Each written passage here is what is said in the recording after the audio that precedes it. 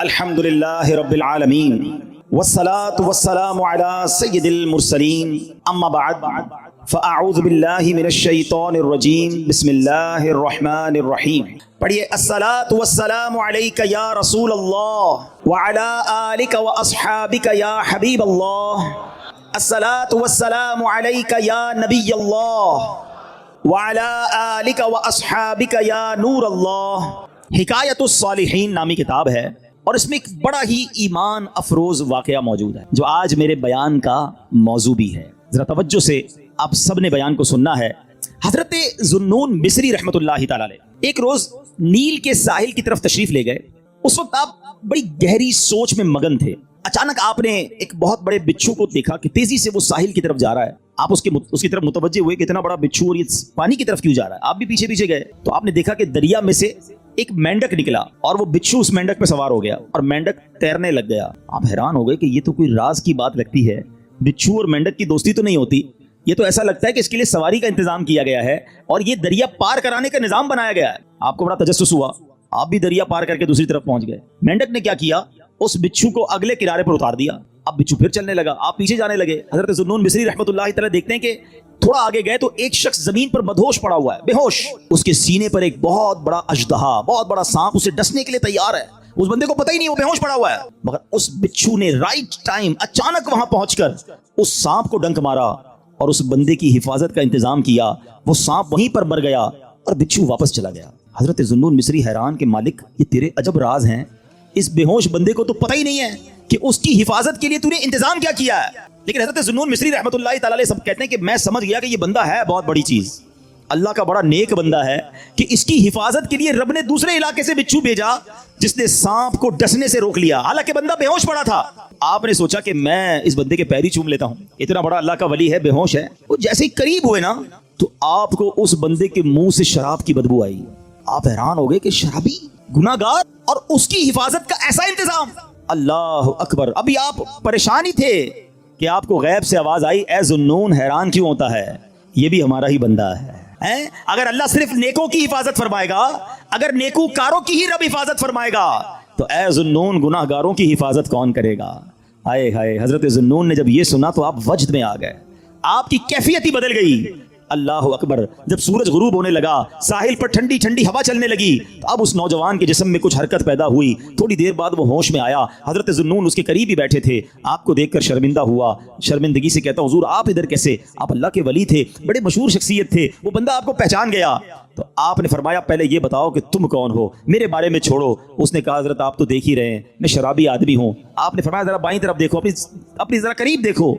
اس بندے نے دیکھا تو مرا ہوا بہت بڑا سانپ پڑا ہوا۔ حضرت ذوالنون مصری نے اب اس کو سارا واقعہ سنایا کہ میں تو کہیں اور تھا، میں نے ایک منظر دیکھا، بچھو اور مینڈک کے پیچھے ادھر آیا، اللہ نے تیری حفاظت کا کیسا انتظام کیا، تو رب کی نافرمانی کرتا ہے اور وہ مالک تیری حفاظت فرما رہا ہے۔ اللہ اکبر۔ جب اس شرابی نے یہ واقعہ سنا وہ زاروں کتار رونے لگا اور اس کے بعد اس نے اس نے بڑا کمال کا جملہ کہا، اگر وہ ذات گناہ گاروں کو ایسا نوازتی ہے تو پھر نیکوں کو کیسا نوازتی ہوگی؟ جب اپنے نافرمانوں کو وہ ایسا نوازتا ہے تو اپنے فرما برداروں کو کیسا نوازتا ہوگا؟ یہ کہہ کر وہ شخص نے سارے گناہوں سے توبہ کی، اب مجاہدات کرنے لگا، اب عبادتیں کرنے لگا۔ ایک وقت ایسا آیا کہ اس بندے کا شمار اللہ کے مقبول بندوں میں ہونے لگ گیا، وہ بھی اللہ کا ولی بن گیا۔ میرے پیارے اسلامی بھائیوں، مدنی چینل کے ناظرین، یہ واقعہ ہم سب کے لیے بہت بڑا پیغام ہے۔ ہم اللہ کی نافرمانی کرتے ہیں اور روزانہ ہی کرتے ہیں، مگر وہ رب ہم سے نعمتوں کو روکتا نہیں ہے، وہ ہم سے اپنی نعمتوں کو نہیں روک رہا، ہمارا رزق بند نہیں ہو جاتا۔ دنیا کا کیا دستور ہے، یہاں کاروباری لوگ بھی بیٹھے ہیں، ہمارے پاس کوئی بندہ نوکری کرے، ہم اس کو کہیں بیٹا آپ کا کام یہ ہے کہ روزانہ جانا ہے، آپ نے مارکیٹ سے وصولی کرنی ہے اور یہ موٹر سائیکل میں آپ کو دیتا ہوں کیونکہ آپ کو روز جانا ہے، سفر کے لیے آپ کو موٹر سائیکل دیتا ہوں۔ بڑا مینیجر بن جاتا ہے، لوگ گاڑی دیتے ہیں، ٹھیک ہے۔ اچھا اب وہ سیٹ جو ہے وہ دیکھے کہ یہ جاتے کہیں نہیں ہے، سارا دن ادھر ہی بیٹھا رہتا ہے، ایک دن، 2 دن، 15 دن، 1 مہینہ، پھر وہ کیا کہے گا؟ بھائی یا تو وصولی کرنے جاؤ یا ورنہ میری موٹر سائیکل واپس کرو۔ فائدہ کیا تمہیں موٹر سائیکل دینے کا؟ جو فیسلٹی دیتا ہے کوئی ہمیں کسی کام کے لیے دیتا ہے نا، اگر وہ کام نہ کریں تو وہ فیسلٹی واپس لے لی جاتی ہے۔ سچ بتاؤ میرے رب نے مجھے اور آپ کو آنکھیں کیوں دی ہیں؟ کیا حرام دیکھنے کے لیے دی ہیں؟ تلاوت کے لیے دی ہیں، ماں باپ کو محبت سے دیکھنے کے لیے دی ہیں، اللہ کے گھر کو دیکھنے کے لیے دی ہیں، اللہ نے جو حلال چیزیں ہمیں دی ہیں وہ دیکھنے کے لیے دی ہیں۔ کبھی ایسا ہوا کہ ہم حرام دیکھیں اور اندھے ہو جائیں؟ یار میری آج آنکھیں بند ہو گئیں، کیوں؟ بس وہ حرام دیکھ لیا تھا۔ نہیں، ہم گناہ کر رہے ہیں، وہ نعمتیں نہیں روک رہا ہے۔ یہ ہاتھ اس لیے نہیں دیے کہ اس سے حرام کام کیے جائیں، اس سے ظلم کیا جائے، مگر یہ ہاتھ حرام کی طرف اٹھتے ہیں، رب ہاتھ واپس نہیں لیتا۔ پیر گناہ کی طرف جائیں تو لنگڑے ہو جانے چاہیے تھے ہم، کہ بندہ کہے یار آج پیر نہیں چل رہے، کیوں یار؟ وہ کل میں جوا کھانے گیا تھا، میں شراب کھانے گیا، میں سنیما گیا، اللہ کی نافرمانی کے لیے چلا تھا، میرے رب نے پیر واپس لے لیے۔ اصول تو یہ بنتا ہے، مگر اس کی شان دیکھو کہ ہم روز نافرمانی کرتے ہیں، وہ ہمیں رزق دے رہا ہے، عزت بھی دے رہا ہے، اعضاء بھی سلامت ہیں، تک اللہ کو ناراض کریں گے؟ کب تک اس رب سے دور رہیں گے؟ وہ ایسا کریم ہے، دنیا میں کسی کی بات نہ مانو، وہ نوکری سے نکال دیتا ہے، مگر رب ایسا کریم ہے کہ بندہ اگر جب اس کی بات ماننے لگ جائے نا، ایک بار دل سے توبہ کر لے، وہ اس کے سارے گناہ بھی معاف کر دیتا۔ اللہ اکبر۔ اے میرے پیارے اسلامی بھائیو، یہ ہے میرا مالک جو ہمارے عیب چھپاتا ہے۔ ہم اکیلے میں گناہ کرتے ہیں، وہ بتاتا نہیں کسی کو، ورنہ وہ چاہے تو ہم سب کے عیب کھل جائیں۔ جو لوگ ہمیں عزت سے دیکھتے ہیں، جو محبت سے ملتے ہیں، جو ہمیں بڑے نیک سمجھتے ہیں، اللہ تو جانتا ہے نا ہماری حالت کیا ہے۔ پنجابی شاعر کہتا ہے نا، دنیا والوں کو پتہ چل جائے نا ہمارا ایک عیب، ایک فوراً میسج چلائیں گے، پتہ چلا اس نے یہ کیا ہے، ہاں ماں باپ بھی گھر سے نکال دیں گے۔ میرا مالک کیسا کریم ہے، اسے معلوم ہے ہم کتنے برے ہیں، مگر وہ رحم کرنے والا ہے، وہ کرم کرنے والا ہے، ہم پھر بھی اس سے دوستی نہیں کرتے، ہم پھر بھی اسے ناراض کرتے ہیں۔ پیارے اسلامی بھائیوں، کب تک ہم گناہ کرتے رہیں گے؟ کب تک اللہ کو ناراض کرتے رہیں گے؟ اگر وہ مالک ناراض ہو گیا تو برباد ہو جائیں گے۔ اس کی رحمت چاہتی ہے کہ میں اور آپ بخشے جائیں، مگر ہم ہیں کہ یا تو توبہ نہیں کرتے، اور توبہ کرتے ہیں تو پھر اس پر قائم نہیں رہتے۔ حالانکہ نبی پاک علیہ الصلوۃ والسلام کی کیسی کیسی حدیثیں ہیں کہ جو توبہ کرتا ہے اللہ اس سے کتنا راضی ہوتا ہے۔ آئیے حدیث پاک سنانے سے پہلے میں آپ کو قرآن پاک کی آیت سناتا ہوں۔ اللہ کریم قرآن مجید میں ارشاد فرماتا ہے، سورہ بقرہ میں دوسرے پارے آیت نمبر 222 میں ارشاد فرماتا ہے، ان اللہ یحب التوابین، بے شک اللہ پسند کرتا ہے بہت توبہ کرنے والوں کو۔ اور اللہ جب توبہ قبول کرتا ہے نا تو سنو کیسا کریم ہے۔ دنیا میں اگر ہمارا کوئی جرم ہو جائے نا، کوئی خطا ہو جائے، مثال کے طور پہ کسی کی پولیس میں کوئی رپورٹ درج کر دی جائے، تو جب بھی آپ کسی کا ریکارڈ نکالتے ہیں نا، بے شک وہ مقدمہ ختم بھی ہو گیا ہو، یا سزا ہو گئی ہو، یا سلو ہو گئی ہو، لیکن جب آپ بندے کا کریکٹر سرٹیفکیٹ نکالتے ہیں تو اس کا وہ جرم آ جاتا ہے کہ اس نے 10 سال پہلے یہ غلطی کی تھی، 15 سال پہلے اس پر یہ مقدمہ ہوا تھا۔ نہ لوگ بھولتے ہیں، نہ دنیا بھولتی ہے، مگر دیکھو میرے رب کی شان کیسی ہے کہ اللہ ایسا کریم ہے، قرآن میں فرماتا ہے کہ جب اللہ توبہ قبول کرتا ہے تو صرف گناہ معاف نہیں فرماتا، گناہوں کو نیکیوں سے بدل دیتا ہے۔ ہاں، جتنے گناہ ہیں نا وہ سارے نیکیوں میں بدل دیے جاتے ہیں۔ اللہ کریم قرآن مجید میں ارشاد فرماتا ہے، مگر جو توبہ کرے اور ایمان لائے اور اچھا کام کرے تو ایسوں کی برائیوں کو اللہ بھلائیوں سے بدل دے گا، اور اللہ بخشنے والا مہربان ہے۔ ارے میرے رب کی رحمت تو دیکھو کہ جب بندہ سچے دل سے توبہ کرتا ہے اس کی عطائیں کیسی ہیں، سبحان اللہ سبحان اللہ۔ اللہ کے حبیب صلی اللہ تعالی علیہ وسلم کی میں آپ کو حدیث سناتا ہوں کہ رب کریم کس طرح توبہ کرنے والوں پر مہربانی فرماتا ہے۔ اللہ کے حبیب علیہ الصلوۃ والسلام فرماتے ہیں، جب بندہ اپنے گناہوں سے توبہ کرتا ہے تو اللہ عز و جل لکھنے والے فرشتوں کے پاس سے اس کے گناہ بھلا دیتا ہے، اس کے اعضاء، اس کے بدن کے جو پارٹس ہیں ان کو بھی بھلا دیتا ہے، اور اس زمین پر بھی نشان مٹا دیتا ہے جہاں اس نے گناہ کیے ہوتے ہیں، یہاں تک کہ جب بندہ قیامت کے دن اللہ سے ملے گا تو اس کے گناہ پر کوئی گواہ نہیں ہوگا۔ حالانکہ خود رب نے فرمایا قرآن میں کہ وہ دن آئے گا، ارے پڑھی ہے نا یاسین شریف، اس میں اللہ فرما رہا ہے وہ دن ہوگا جب منہ پر مہر لگا دی جائے گی، ہاتھ کلام کریں گے، پیر بتائیں گے کیا گناہ کیے تھے، کدھر گئے تھے۔ اگر توبہ نہیں کرو گے تو پھر بچ نہیں پائیں گے، لیکن اگر توبہ کر لیتے ہیں، اللہ سے دوستی کر لیتے ہیں، اللہ کو راضی کر لیتے ہیں، تو وہ ایسا کریم ہے کہ وہ پچھلے سارے گناہوں کو معاف کر دیتا ہے۔ ہم پھر کیوں اللہ کی نافرمانی کریں؟ ارے دنیا کا دستور کیا ہے، کوئی ہمارے ساتھ بھلائی کرتا ہے، ہم کیا کہتے ہیں، نہیں یار اس کو ناراض نہیں کرنا ہے، اس نے مجھے نوکری دلائی تھی، اس کو ناراض نہیں کرنا ہے، اس نے مجھے قرضہ دیا تھا، نہیں یار اس کو تو بالکل بھی ناراض نہیں کرنا ہے، مشکل وقت میں میرے کام آیا تھا۔ دنیا میں ایک کوئی احسان کر دے، تم کہتے ہو وہ ناراض نہیں ہونا چاہیے۔ جو صبح و شام رب احسان کر رہا ہے اس کی ناراضگی کا کوئی خوف نہیں کہ وہ ناراض نہ ہو جائے، میرا مالک مجھ سے ناراض نہ ہو جائے۔ سنو توبہ کرنے والے کس قدر اللہ کو پسند ہیں۔ اللہ کے حبیب علیہ الصلوۃ والسلام فرماتے ہیں، ابن ماجہ کی حدیث ہے، کل بنی آدم خطاء، آقا فرماتے ہیں سارے انسان خطا کار ہیں، غلطیاں تو سب سے ہو جاتی ہیں، مگر فرمایا وخیر الخطائین التوابون، فرمایا خطا کاروں میں بہتر وہ ہیں جو توبہ کر لیتے ہیں، غلطی ہوتی ہے تو معافی مانگ لیتے ہیں، سر کو جھکا لیتے ہیں، اللہ سے عرض کرتے مولا آئندہ نہیں کروں گا، اور اس کی بارگاہ میں ندامت کا اظہار کرتے ہیں۔ ایک اور جگہ میرے آقا علیہ الصلوۃ والسلام فرماتے ہیں، تم سب میں بہترین وہ ہیں جو فتنوں میں مبتلا ہو اور توبہ کرتا ہو، یعنی اگر گناہ ہو جائے فوراً معافی مانگ لے۔ اچھا ہمارے کچھ لوگوں کا توبہ کا اسٹائل بھی بڑا عجیب ہے، توبہ توبہ استغفر اللہ، گالوں پہ چپت لگا لی مگر کوئی شرمندگی نہیں ہے۔ ارے ایسی توبہ تو خود توبہ کی محتاج ہے، توبہ دل سے ہوتی ہے۔ तौबा शर्म के साथ होती है, तौबा नदामत के साथ होती है, और जब नदामत के साथ बस एक लम्हे की तौबा हो ना, अल्लाह पिछले सारे गुनाह मुआफ कर देता है। सिर्फ मुआफ नहीं फरमाएगा, वो तुम्हारे गुनाहों को भी नेकियों से बदल देगा। अब हम तौबा में क्यों ताखीर करें, क्यों उससे दोस्ती ना कर लें? ऐ मेरे प्यारे इस्लामी भाइयों, तौबा की तो क्या शान है। आओ मैं अल्लाह की रहमत का एक और वाक़या सुनाता हूँ। मुकाशिफतुल कुलूब में इमाम गजाली अलैहि रहमतुल्लाहिल वाली ने यह वाक़या लिखा। बनी इसराइल में एक नौजवान था, 20 साल तक तो उसने अल्लाह की खूब इबादत की, फिर अगले 20 साल उसने अल्लाह की बहुत नाफरमानी की। फिर आईना देखा तो दाढ़ी के बाल सफ़ेद हो गए थे। फिर वो गमज़दा हो गया और कहने लगा, ए मेरे खुदा, मैंने 20 साल तक तेरी इबादत की, 20 साल तक मैंने तेरी नाफरमानी की, अब मैं तेरी तरफ आऊँगा तो मेरी तौबा कबूल हो जाएगी, या अल्लाह तो मुझे माफ़ कर देगा। उसने किसी कहने वाले की आवाज़ सुनी, तुमने हमसे मोहब्बत की, हमने तुमसे मोहब्बत की, फिर तूने हमें छोड़ दिया, हमने भी तुझे छोड़ दिया, तूने हमारी नाफरमानी की, हमने तुम्हें मोहलत दी, और अगर अब तू तौबा करके हमारी तरफ आएगा तो हम तेरी तौबा कबूल कर लेंगे। ये है उसकी रहमत। ऐ मेरे प्यारे इस्लामी भाइयों, अब हम क्यों ना रब से मोहब्बत करें, क्यों ना हम अल्लाह से प्यार करें, और क्यों ना सच्ची तौबा कर लें। हमारे आस पास से लोग उठ रहे हैं, मेरी भी बारी आने वाली है, आपकी भी बारी आने वाली है। हम किस इंतजार में हैं, शैतान के किस वार में हैं, हम तौबा में ताखीर क्यों कर रहे हैं? अरे कब अल्लाह को राजी करेंगे? कब तक अल्लाह को नाराज करते रहेंगे? कब तक नमाजें कज़ा होती रहेंगी? कब तक आंखें हराम देखती रहेंगी? कब तक मेरे और आपके कान हराम सुनते रहेंगे? ए हराम कमाने वाले, कब तक हराम कमाता रहेगा? बदकारी करने वाला, बेहयाई करने वाला, नाम महरम लड़कियों और औरतों से दोस्तियां करने वाला सोचे, कब तक तुम ये गुलछड़े उड़ा लोगे?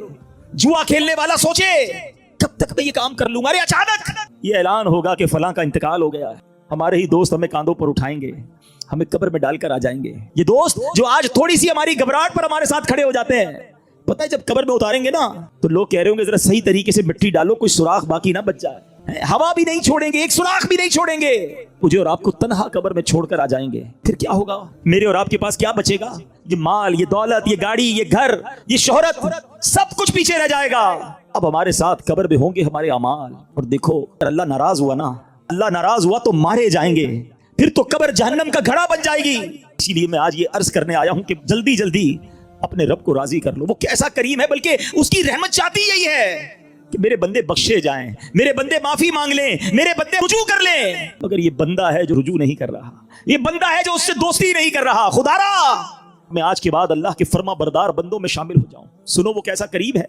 हजरत सैयदना अबू हुरैरा रदियल्लाहु तआला से बरवी है, रसूलुल्लाह सल्लल्लाहु तआला अलैहि वसल्लम का फरमाने आली शान है कि जब कोई बंदा गुनाह कर लेता है और फिर कहता है कि ऐ मौला मैंने गुनाह कर लिया, मुझे माफ कर दे, तो अल्लाह फरमाता है मेरा बंदा जानता है कि कोई उसका रब है जो गुनाह मुआफ भी करता है और उस पर पकड़ भी लेता है। मैंने अपने बंदे को बख्श दिया। तो जितना रब चाहता है बंदा ठहरा रहता है, उसके बाद फिर कोई गुनाह कर लेता है, फिर अर्ज करता है इलाही मैंने फिर गुनाह कर लिया है, फिर मुझे माफ कर दे। तो रब्बे करीम फरमाता है मेरा बंदा जानता है कि कोई उसका रब है जो गुनाह करने पर पकड़ भी लेता है और माफ भी फरमा देता है।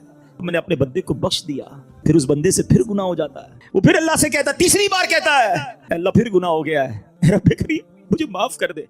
तो रब फरमाता है मेरा ये बंदा जानता है कि इसका कोई रब है जो गुनाह करने पर पकड़ता है और माफ मांगने पर माफ भी कर देता है। मैंने अपने बंदे की बख्शिश फरमा दी, अब जो चाहे करे। यानी अल्लाह उसकी बेहिसाब बख्शिश फरमा देता है। और ये मैंने बुखारी शरीफ की हदीस सुनाई है। सोचो क्यों अल्लाह से दोस्ती नहीं करते हम, क्यों मेरे प्यारे इस्लामी भाइयों अल्लाह से दोस्ती नहीं करते। एक बार आज अल्लाह से दोस्ती करके मैंने और आपने सच्ची तौबा करके जाना है और अल्लाह की बारगाह में यही अर्ज करना है कि मौला कमजोर हूं, गुनाह हो गए, माफ कर दे। अल्लाह मैं मानता हूं मैं गुनाहगार हूं, मुझे माफ कर दे। अल्लाह मैं आइंदा गुनाह नहीं करूंगा, मुझे माफ कर दे। अगर तूने पकड़ लिया मारा जाऊंगा, मेरे पास कोई हिसाब नहीं है, मुझे माफ कर दे। मैं मानता हूं मैंने कई बार तौबा की मगर फिर गुनाह किए, मौला माफ कर दे। तुझसे माफी नहीं मांगूंगा तो किससे मांगूंगा? मौला माफ कर दे। अल्लाह तू मां से ज्यादा अपने बंदे को चाहने वाला है। आज के इज्तिमा में करम कर, मालिक माफ कर दे, क्योंकि मुझे नहीं पता मेरी जिंदगी की कौन सी रात आखिरी रात है। क्या मालूम किसी का इंतकाल आज भी तो हो सकता है ना। है कोई ऐसा जिसके पास ये गारंटी हो कि वो आज जिंदा घर जाएगा? हम में से तो किसी को नहीं पता। आगाह अपनी मौत से कोई बशर नहीं, सामान 100 बरस का है, पल की खबर नहीं, तो फिर किस बात का इंतजार है? याद रखो बेवफा दुनिया पे मत कर एतबार, वो अचानक मौत का होगा शिकार। मौत आकर ही रहेगी याद रख, जान जाकर ही रहेगी याद रख। कर ले जो करना है, आखिर मौत है, एक दिन मरना है। میں جتنے جملے کہوں گا تقریباً تمام ہی کے موضوع پر نبی پاک کی حدیث موجود ہے صلی اللہ تعالی علیہ وسلم. مثال کے طور پہ آپ بیمار ہیں، شفا چاہتے ہیں، درود پاک پڑھیے. آپ اپنی روزی میں برکت چاہتے ہیں، درود پاک پڑھیے. آپ قرضے میں ہیں اور قرضے سے نکلنا چاہتے ہیں، آپ درود پاک پڑھیے. آپ دنیا میں ذلت و رسوائی سے بچ کر عزت چاہتے ہیں، آپ درود پاک پڑھیے. آپ ٹینشن فری لائف چاہتے ہیں، کوئی مصیبت پریشانی میں پھنسوں نہ، آپ درود پاک پڑھیے. آپ چاہتے ہیں کہ مرتے وقت کلمہ نصیب ہو جائے، آپ درود پاک پڑھیے. آپ چاہتے ہیں مرتے وقت نبی پاک علیہ الصلوۃ والسلام کا دیدار نصیب ہو، اور ایسا دیدار نصیب ہو کہ کونین کے والی اپنے ہاتھوں سے قبر میں اتاریں، آپ درود پاک پڑھیے. آپ قبر میں نبی پاک علیہ الصلوۃ والسلام کے جلوے چاہتے ہیں، آپ درود پاک پڑھیے. آپ منکر نکیر کے سوالات میں ثابت قدمی چاہتے ہیں، درود پاک پڑھیے. سنو، قبر میں نبی پاک نظر آئیں اور ان کی پہچان چاہتے ہیں تو درود پاک پڑھیے. بروز محشر جب ساری دنیا اٹھے گی، آپ نبی پاک کے پرچم تلے اٹھنا چاہتے ہیں، لواء الحمد کے ساتھ اٹھنا چاہتے ہیں، آپ درود پاک پڑھیے. حوض کوثر پر بڑا رش ہوگا، مگر نبی پاک کے ہاتھوں جام کوثر چاہتے ہیں تو درود پاک پڑھیے. آپ پل صراط پر گھبراتے ہوئے نہیں، ثابت قدمی سے گزرنا چاہتے ہیں، آپ درود پاک پڑھیے. اور سنو، نبی پاک کے ساتھ جنت میں جانا چاہتے ہیں تو درود پاک پڑھیے. مدینے جانا چاہتے ہیں، سرکار کے روضے پہ جانا چاہتے ہیں، آپ درود پاک پڑھیے. اور سنو، میرے آقا کا دیدار کرنا چاہتے ہیں، پھر بھی درود پاک پڑھیے. اب میں نے جتنی باتیں بیان کی ہیں الحمدللہ تقریباً ان تمام باتوں کے پیچھے حدیث پاک موجود ہے. جن کا مطالعہ ہے وہ سمجھ رہے ہوں گے کہ یہ تمام بشارتیں، یہ تمام ریوارڈز، یہ تمام عنایتیں میرے آقا علیہ الصلوۃ والسلام نے احادیث میں بیان فرما دی ہیں. اب مجھے بتاؤ اور کیا چاہیے؟ ایک مسلمان کو اپنی زندگی، اپنی موت، اپنی قبر اور اپنے حشر کے بارے میں جو کچھ چاہیے میں نے سبھی تو بیان کر دیا. آپ عزت والی زندگی چاہتے ہیں، آپ روزی روزگار میں برکت چاہتے ہیں، ٹینشن فری لائف چاہتے ہیں، ذلیل و رسوا نہ ہو یہ چاہتے ہیں، پریشر میں نہ رہیں یہ چاہتے ہیں، کلمے والی موت ملے، نبی پاک کے دیدار والی موت ملے، قبر میں آقا کے جلوے ہوں، محشر میرے آقا کے ساتھ ہو، اور چاہیے کیا؟ اللہ اکبر. یہ ہے وظیفہ درود پاک. ہم اس کو پہچان ہی نہیں سکے، یہ اس درود پاک کی برکتوں کو جان ہی نہیں سکے. یہ چابی ہے سکسیس کی. اٹ از دا کی آف سکسیس. ایوری پرابلم کا سولوشن درود پاک میں ہے. ایسے نہیں لکھا شاعر نے کہ دکھوں نے تم کو جو گھیرا ہو تو درود پڑھو، دکھوں نے تم کو جو گھیرا ہو تو درود پڑھو، جو حاضری کی تمنا ہو تو درود پڑھو. اللہ کرے کہ بس اس کو ریئلائز کر جائیں اور اب اپنی زندگی میں درود پاک کو بالکل شامل، ایسا شامل کر لیں. اچھا، میں نے جتنی ساری باتیں بتائی نا، ان ساری باتوں کے لیے الگ الگ حدیث تو موجود ہے. میں آپ کو الگ ایک اور خوبصورت حدیث سناتا ہوں جو اس بات کو مزید ایلابوریٹ کر دے گی. نبی پاک علیہ الصلوۃ والسلام کی بارگاہ میں ایک صحابی آئے، کہتے حضور صلی اللہ تعالی علیہ وسلم، میں اپنی ضروریات زندگی، کھانا پینا سونا، اپنے معمولات کے بعد اپنی لائف کا 25%، ایک چوتھائی وقت آپ پر درود پڑھنے میں صرف کروں گا. نبی پاک علیہ الصلوۃ والسلام نے فرمایا بہت اچھی بات. حدیث کا خلاصہ ہے، تھوڑا بڑھا لو تو اور اچھا ہے. کہتے حضور 50% آپ اپنے وقت کو درود پاک میں صرف کروں گا. فرمایا بہت اچھی بات، لیکن اور بڑھا لو تو اچھا ہے. کہتے حضور اب 75% درود پاک میں ٹائم گزاروں گا. فرمایا اور بڑھا لو تو اچھا ہے. کہتے بس اب اپنے ضروریات کے بعد حضور سارا دن آپ پر درود پڑھتا رہوں گا. فرمایا اگر ایسا کرو گے تو تمہاری ساری مشکلوں کے لیے کافی ہوگا، تمہاری تمام ضروریات کے لیے کافی ہوگا. اٹ مینز یہ سولوشن ہے. ہم پریشان بھی ہوتے ہیں پھر بھی درود نہیں پڑھتے، ہم قرضے میں ہوتے ہیں درود نہیں پڑھتے، ہمارے کاروبار کی پرابلم آ جاتی ہے ہم درود نہیں پڑھتے، ہم بیمار ہو جاتے ہیں ہم درود نہیں پڑھتے، حالانکہ سب کا علاج ہے. سبحان اللہ. تو اب آج اس خوبصورت اجتماع میں آئے ہیں، یہ پہلے ریئلائزیشن لے کر جائیں کہ میں نے اب اپنی زندگی میں درود پاک کو بالکل ایسا شامل کر لینا ہے جیسے زندگی میں بہت ساری ضروری زندگی کی چیزیں شامل کی ہیں. پہلے تو محبت کے ساتھ درود پاک پڑھ لیں. صلو علی الحبیب صلی اللہ تعالی علی محمد صلی اللہ علیہ وسلم. اب میں ایک اور جہت کی طرف بات کرنا چاہتا ہوں. فضیلت تو سن لی، مزہ بھی بہت آیا، سبحان اللہ بھی بڑی زور سے نکلا.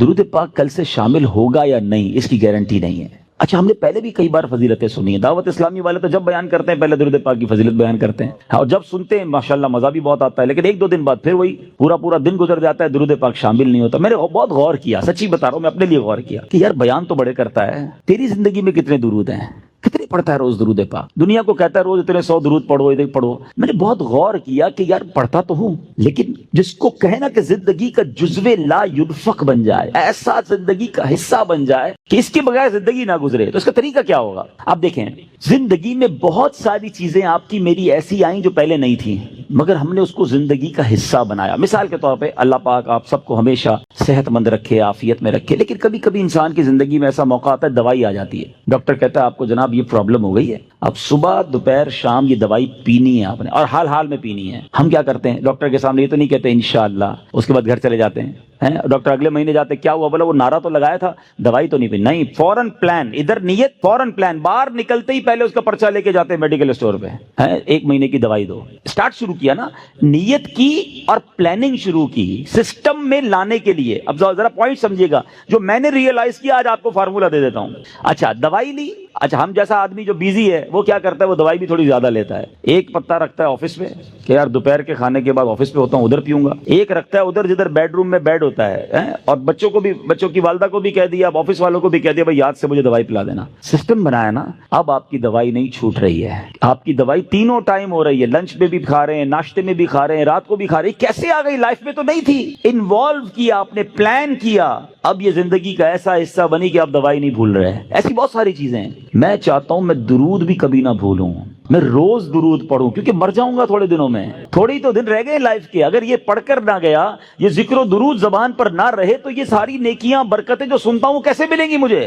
اب سسٹم کیسے بنے گا؟ اب میں نے جو اپنے لیے بنایا وہ اچھی نیت سے بتا دیتا ہوں. اب سب سے پہلے اپنے ساتھ تسبیح رکھنا شروع کریں. تسبیح جو ہے نا یہ زبان کی لگام ہے, یاد رکھیں. کوئی بھی تسبیح ہو آپ کے ساتھ ہونی چاہیے. اچھا تسبیح بھی ایک نہ لیں, آپ تسبیح لیں 3-4. ایک رکھیں اپنی گاڑی میں, ایک رکھیں اپنے بیڈ روم میں جس جہاں بیٹھ لیٹتے ہیں نا اپنے ساتھ ادھر, ایک رکھیں اپنی آفس کی ٹیبل پر. یہ تسبیحاں آپ کو یاد دلائیں گی درود باقی ہے, ذکر باقی ہے. جدھر موقع ملے آپ کو کوئی کہنا یار 5 منٹ میں آتا ہوں, 5 منٹ میں موبائل نہ نکالیں اور براؤزنگ شروع نہ کر دیں, 5 منٹ میں نکالیں تسبیح اور آپ درود پڑھنا شروع کر دیں. وہ 5 منٹ میں بھر لیں, نہیں 10 منٹ میں آ جائے مسئلہ نہیں, میرے 100 درود ہو جائیں گے.